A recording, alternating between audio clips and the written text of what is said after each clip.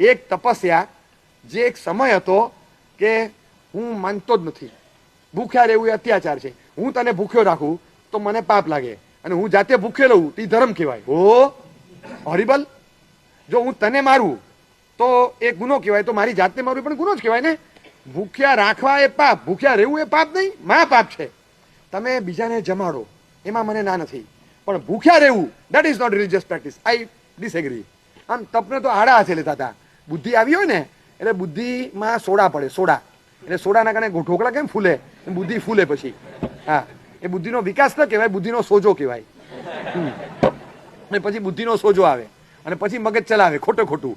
અરે એને કે તું બેસ મારી સામે હમણાં ડ્રિલિંગ કરી દઉં તો ખોપડીમાં અંદર બધું. તું આ માને છે? આખી દુનિયા અત્યારે એને મેડિકલ થેરાપી તરીકે લે. What is intermittent fasting? એ શું છે?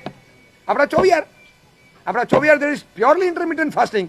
12 કલાક ખાવાનું, 12 કલાક નહીં ખાવાનું, 12 કલાક ખાવાનું, 12 કલાક નહીં ખાવાનું, 1 વાર ખાવાનું, 6 કલાક નહીં ખાવાનું, પાછું 1 વાર ખાવાનું, પછી 8 કલાક નહીં ખાવાનું. અને બેસણું કહેવાય. 24 કલાકે 1 વાર ખાવાનું. આ ઇન્ટરમિટન્ટ ફાસ્ટિંગનું એડવાન્સ મોડ્યુલ છે. એને આપણે એકાસનું કહીએ. એમાં સ્પાઇસી આઈટમ નહીં ખાવાની, એને આપણે આંબેલ કહીએ. અને એકાત્રે ખાવાનું, એને આપણે એકદમ એક્સ્ટ્રાઓર્ડિનરી એડવાન્સ ઇન્ટરમિટન્ટ ફાસ્ટિંગનું મોડ્યુલ કહીએ. આપણે એની ભાષામાં વર્ષી તપ કહીએ કદાચ, કે ઉપધ્યાન કરીએ. તો આ બધું અત્યારે મેડિકલ થેરાપીમાં આવે છે.